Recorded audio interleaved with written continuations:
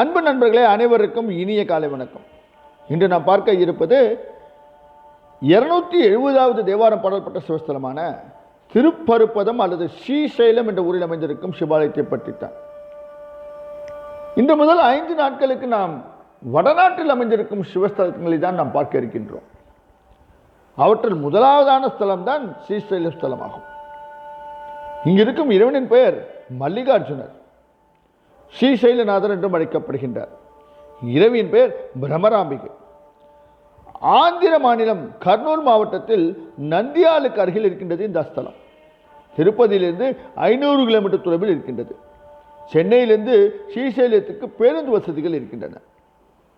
இந்த ஆலயத்தின் தலவரலாற்றை பார்ப்போமா? வடநாட்டு பாடல்பட்ட ஸ்தலங்களில் இது முதலாவது ஸ்தலம். மக்கள் வழக்கில் இப்பொழுது ஸ்ரீசைலம் என்று அழைக்கப்படுகின்றது. சந்திரபதி என்னும் பெண்ணடியவர் மல்லிகை மலர்களை கொண்டு இப்பெருமானை அர்ச்சித்து வழிபட்டதால் இந்த ஸ்தலத்து இறைவன் மல்லிகார்ஜுனன் என்று அழைக்கப்படுகின்றார். சிலாத முனிவர் தபம் செய்த ஸ்தலமாதனால் இது ஸ்ரீசைலம் என்று அழைக்கப்படுகின்றது. நந்தியம் பெருமான் இந்த ஸ்தலத்தில் தபம் செய்து இறைவனை சுமக்கும் ஆற்றலை பெற்றார் என்றும், நந்தியே இங்கு மலையாக இருந்து பெருமானை தாங்குகிறார் என்றும் தலபுராணங்கள் கூறுகின்றன. இந்த ஆலயத்தின் சிறப்புகளை பார்ப்போமா? 12 ஜோதிர்லிங்கங்களுள் இந்த ஸ்தலமும் ஒன்று. 12 ஜோதிர்லிங்கங்கள்லாம் எவை? முதலாவதாக சோமநாதம், இது குஜராத்தில் இருக்கின்றது. இரண்டாவதாக வைத்தியநாதம், மூன்றாவதாக பீமசங்கரம், நான்காவதாக நாகேஷம், ஐந்தாவதாக திரையம்பகம், ஆறாவதாக குஷ்மேஷம். இது குஷ்மேஷம் என்பது மகாராஷ்டிராவில் இருக்கின்றது. ஏழாவதாக ஸ்ரீசைலம், இன்று நாம் பார்த்து கொண்டிருக்கின்றோமே அந்த ஸ்தலம்.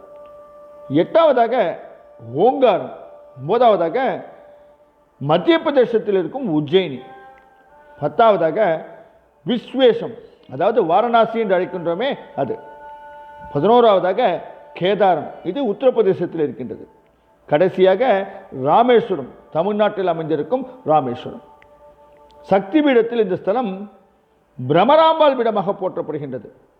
சம்பந்தரும் சுந்தரரும் திருக்களத்தியை வணங்கிய பின்னர் அங்கிருந்து வடக்கு நோக்கி தொழுது பாடி பரவினர். அப்பர் பெருமான் தம்முடைய கைலாய யாத்திரையில் இந்த ஸ்தலத்துக்கு எழுந்தருளி வழிபட்டிருக்கின்றார். அப்பர் திருப்பதிகங்களில் இந்த ஸ்தலம் திருப்பருப்பதம் என்றும், சுந்தரர் திருப்பதிகத்தில் சீவர்பதம் என்றும் குறிப்பிடப்பட்டிருக்கின்றது. தேவார திருமுறை பதிகங்களை பெற்றுள்ள 3 ஜோதிர்லிங்க ஸ்தலங்களில் இந்த ஸ்தலமும் ஒன்று. ஏனைய 2 ராமேஸ்வரம் மற்றும் திருக்கேதாரமாகும். இந்த ஸ்தலம் அர்ஜுன ஸ்தலமாகும். மருத மரத்தை தலமரமாக கொண்டுள்ள ஸ்தலங்கள் 3, அவை அர்ஜுன ஸ்தலங்கள் என்று அழைக்கப்படுகின்றது. இந்த ஸ்தலம் அவற்றுள் மல்லிகார்ஜுனம் என்று அழைக்கப்படுகின்றது. ஏனையவை திருவிடைமருதூர் மத்தியார்ஜுனம், திருநெல்வேலி மாவட்டத்தில் உள்ள அம்பாசமுத்திரத்துக்கு அருகில் உள்ள திருப்புடை மருதூரில் இருக்கும் புடார்சனம் என்பனவாகும். மேதி, ரவி, யூலி என்னும் 3 மரங்களின் சேர்க்கையே திரிபலா மரம் என்பார்கள். தத்தாத்திரேயர் இந்த மரத்தடியில் தவம் செய்ததால் இது தத்தாத்திரேய விருஷம் என்று சொல்லப்படுகின்றது. இந்த மரம் விருத்த மல்லிகார்ஜுனர் கோவிலில் இருக்கின்றது. இந்த மலை அடிவாரத்தில் கிருஷ்ணா நதி ஓடுகின்றது. இந்த நதியை பாதாள கங்கை என்று அழைக்கின்றார்கள். இம்மலையில் 8 சிகரங்கள் இருக்கின்றன. 9 நந்திகள் இருக்கின்றன. அவை நாம் முதலாவதாக சிகரங்களை பார்ப்போம். வைடூரிய சிகரம், பரவாலி சிகரம், ரோபிய சிகரம், மாணிக்க சிகரம், மரகத சிகரம், பிரம்ம சிகரம், ஷேமா சிகரம், வஜ்ர சிகரங்கள் போன்றவையாகும். நந்திகளை பார்ப்போமேயானால் பிரதம நந்தி, நாகநந்தி, விநாயக நந்தி, கருட நந்தி, சிவநந்தி, மகாநந்தி, சூரிய நந்தி, விஷ்ணு நந்தி, சோம நந்தி போன்றவையாகும். அவரே இங்கு பிரம்மேஸ்வரம், ஜனார்த்தனேஸ்வரம், வர்ணேஸ்வரம், ஹேமேஸ்வரம், சப்தகோடீஸ்வரம், மோட்சேஸ்வரம், இந்திரேஸ்வரம், அக்னேஸ்வரம், குக்னேஸ்வரம் என்று 9 கோவில்களும் இருக்கின்றன. இக்கோவில்களில் பாண்டவர்களால் கட்டப்பட்டதாக சொல்லப்படுகின்றது. 6 ஆலயங்கள் மேற்கு பிரகாரத்தில் இருக்கின்றன.